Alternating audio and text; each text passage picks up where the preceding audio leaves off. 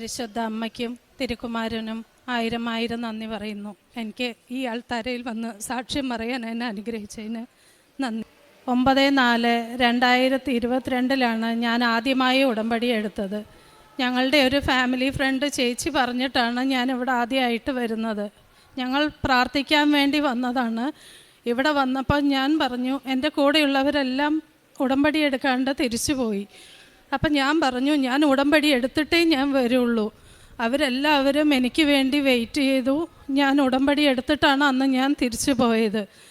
പിറ്റേ ദിവസം തുടങ്ങി ഞാൻ രാവിലെ 5:30 ഞാൻ രാവിലെ പ്രാഥമിക കർമ്മങ്ങളെല്ലാം കഴിഞ്ഞ് മെഴുകുതിരി കത്തിച്ച് ഞാൻ പ്രാർത്ഥിക്കുമായിരുന്നു.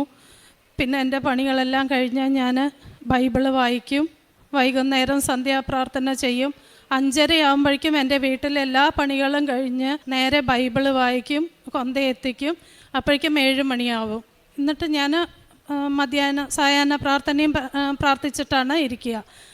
ഏത് നേരം ഞാൻ ഫുൾ അടുക്കളയിൽ പണി ചെയ്യുകയാണെങ്കിലും ഞാൻ എല്ലാ ഉടമ്പടികളും സാക്ഷ്യങ്ങളും എല്ലാം ഞാൻ കേൾക്കുമായിരുന്നു. ചില സമയത്ത് പുറത്തുനിന്ന് ഹസ്ബൻഡ് വരുമ്പോൾ ചോദിക്കും, നീ ആരോടോ സംസാരിക്കണേന്ന്. ബാത്റൂമിലാണെങ്കിലും അടുക്കളയിലാണെങ്കിലും റൂമിലാണെങ്കിലും ഫുൾ ടൈം ഞാൻ ഈ പ്രാർത്ഥന കേട്ടുകൊണ്ടിരിക്കുകയായിരുന്നു. ഞങ്ങൾ താമസിക്കുന്ന വീട് ഒരു തറവാട് വീടാണ്. 50 കൊല്ലമായിട്ട് മുത്തച്ഛൻ്റെ പേരിലാണത്. ഇവരാരും മാറ്റിയിട്ടുണ്ടായിരുന്നില്ല. ഇവർ കുറേ ശ്രമിച്ചു, നടന്നിരുന്നില്ല. അപ്പോൾ എല്ലാവരും ശ്രമിച്ച് നടക്കാണ്ടായപ്പോൾ ആരും നമ്മളെ ഇറക്കി വിടില്ല എന്നുള്ള രീതിയിലാണ് അവരിയ്ക്കുന്നത്. അപ്പം ഞാൻ പറഞ്ഞു, അത് പറ്റില്ല, നമ്മുടെ മക്കൾക്ക് ഇതിനേലും ബുദ്ധിമുട്ടാവും. അങ്ങനെ ഞാൻ വിചാരിച്ചു, ഉടമ്പടിയിലല്ലേ ഞാൻ, മാതാവ് എൻ്റെ കൂടെയുണ്ട്. ഞാൻ മാതാവിൻ്റെ കാശുരൂപവും പിടിച്ച് വില്ലേജ് ഓഫീസിലും താലൂക്കിലും കളക്ട്രേറ്റിലെല്ലാം കയറി. 24 പേരുണ്ടായിരുന്നു ഇതിൻ്റെ അവകാശികളായിട്ട്.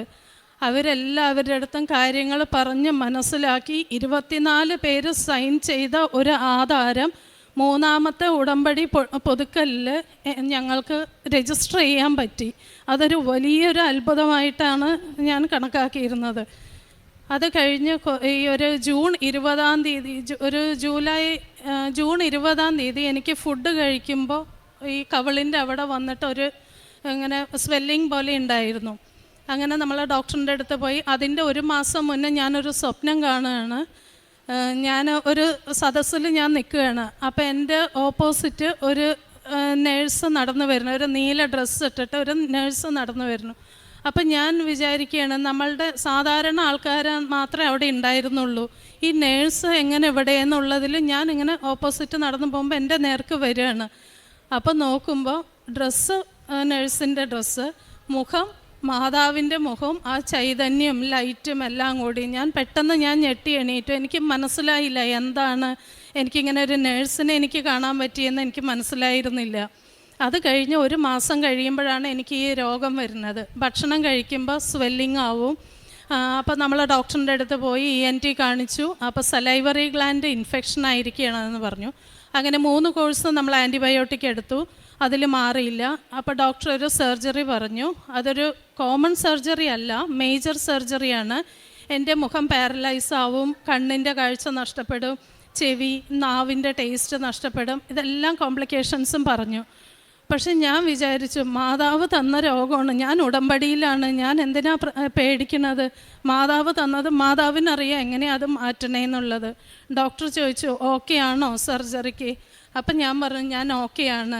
പേടിയുണ്ടോ? ഞാൻ പറഞ്ഞു, എനിക്ക് ഒരു പേടിയില്ല. 50 വയസ്സ് വരെ ഞാൻ നേരെ മുഖത്തോടു കൂടി ഞാൻ എല്ലാവരും മുന്നിൽ നിന്നല്ലോ. ഇതില്ലാണ്ട് കഷ്ടപ്പെടുന്ന എത്രയോ ആൾക്കാരുണ്ട് നമ്മളുടെ ഭൂമിയിൽ. ഞാൻ പറഞ്ഞു, ഞാൻ ഓക്കെയാണ്. സർജറി കഴിഞ്ഞു. ഓഗസ്റ്റ് 9 സർജറി കഴിഞ്ഞു. വെള്ളിയാഴ്ചയായിരുന്നു സർജറി. ചൊവ്വാഴ്ചത്തെ ധ്യാനം, ഞാൻ എപ്പോഴും ചൊവ്വാഴ്ച എല്ലാ പണിയും കഴിഞ്ഞ് ആ ധ്യാനം കേട്ടിട്ടേ പിന്നെ ഞാൻ ഫുഡ് കഴിക്കാൻ ഞാൻ അടുക്കളയിലേക്ക് കയറാറുള്ളൂ. അന്നത്തെ ആ ധ്യാനം 9-ാം തീയതി കഴിഞ്ഞ് 13-ാം തീയതിയാണ് അച്ഛൻ്റെ ധ്യാനം ചൊവ്വാഴ്ച ഞാൻ കേൾക്കുന്നത്. അന്നത്തെ ദിവസം ഞങ്ങൾ ഡിസ്ചാർജാണ്. അപ്പോൾ ഡിസ്ചാർജ് ചെയ്യുന്ന സമയത്ത്, ബില്ലെല്ലാം പേ ചെയ്യുന്ന സമയത്ത് ഞാൻ ഹോസ്പിറ്റലിലിരുന്ന് ഞാൻ ഈ ധ്യാനം കേൾക്കുകയാണ്. ഈ ധ്യാനത്തിൻ്റെ അവസാനം അച്ഛൻ പറഞ്ഞു, രോഗസൗഖ്യ പ്രാർത്ഥന. ഇടതുവശത്ത് ഉമിനീർ ഗ്രന്ഥി ഇൻഫെക്ഷൻ ആയിരിക്കുന്ന ഒരു സ്ത്രീയെ കർത്താവ് തൊട്ട് സുഖപ്പെടുത്തിയിരിക്കുന്നു എന്ന്. ഇതിൽ കൂടുതൽ എനിക്ക് പിന്നെ ഒന്നുമില്ല. എനിക്ക് മരുന്നും വേണമെന്നില്ല. ഞാൻ മരുന്ന് കഴിക്കുന്നുണ്ട്, പക്ഷേ എന്നാലും എനിക്ക് ടെൻഷനോ പേടിയോ ഒന്നും ഉണ്ടായില്ല. മാതാവ് എനിക്ക് എൻ്റെ രോഗം കാണിച്ചു തന്നതാണത്. അത് എത്രയും പെട്ടെന്ന് അത് എടുത്തു മാറ്റാനും എല്ലാം എനിക്ക് അനുഗ്രഹം തന്ന മാതാവിന് കോടാനുകോടി നന്ദി പറയുന്നു. പിന്നെ കാരുണ്യ പ്രവൃത്തികൾ ഞങ്ങൾ എല്ലാ മാസവും ഞാൻ ഭക്ഷണം ഉണ്ടാക്കിയിട്ട് ഞാനും ഹസ്ബൻഡും കൂടി ബിഗ് ഷോപ്പറുകളിലാക്കി തൃശ്ശൂർ ഹോസ്പിറ്റലിൽ ഞാൻ പാലക്കാടാണ്. അപ്പോൾ ആലത്തൂർ ഗവൺമെൻറ് ഹോസ്പിറ്റലിൽ കുട്ടികളുടെ വാർഡിൽ പോകുമ്പോൾ കുട്ടികൾക്കുള്ള സ്നാക്സുകൾ വാങ്ങിക്കൊടുക്കും. ചെറിയ ചെറിയ സ്നാക്സുകൾ വാങ്ങി കുട്ടികൾക്ക് കൊടുക്കാറുണ്ട്. പേപ്പർ ഞാൻ മാതാവിൻ്റെ കാര്യം കർത്താവിൻ്റെ കാര്യം എല്ലാം പറഞ്ഞ് ഞാനും മനസ്സിലാക്കി കൊടുത്തിട്ട്, പേപ്പർ വേണ്ടാന്ന് പറയുന്നവരടുത്ത് ഞാൻ പറയും വേണ്ട, നിങ്ങൾ വാങ്ങണ്ട, വിശ്വാസം ഉണ്ടെങ്കിൽ മാത്രം വാങ്ങിച്ചാൽ മതിയെന്ന് അവർക്ക് കൊടുക്കും. പൈസ ഇല്ലാത്തവർക്ക് പൈസ കൊടുത്ത് സഹായിക്കും, ഡ്രസ്സുകളില്ലാത്തവർക്ക് ഡ്രസ്സ് കൊടുക്കും. അങ്ങനെയാണ് കാരുണ്യ പ്രവൃത്തികൾ ഞാൻ ചെയ്തുകൊണ്ടിരിക്കുന്നത്. മാതാവിനും തിരുക്കുമാരനും കോടാനുകോടി നന്ദി. റോമാക്കാർക്ക് എഴുതിയ ലേഖനം 10-ാം അധ്യായം 9-ാം വാക്യം നമ്മളിങ്ങനെ വായിക്കുന്നു: ആകയാൽ യേശു കർത്താവാണെന്ന് അധരം കൊണ്ട് ഏറ്റുപറയുകയും ദൈവം അവനെ മരിച്ചവരിൽ നിന്ന്